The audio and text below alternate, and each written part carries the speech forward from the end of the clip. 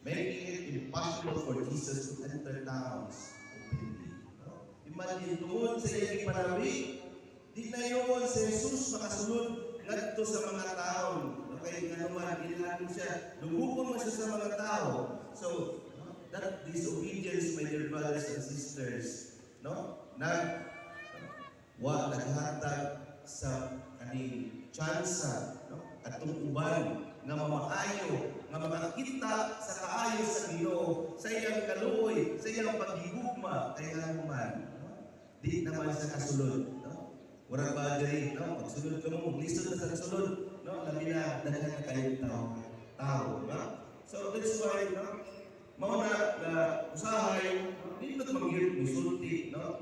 Especially kamaturan, no? Especially when we speak about justice, kano di man musulti, no? Kung mag-witness sa mga krimen, ano ba may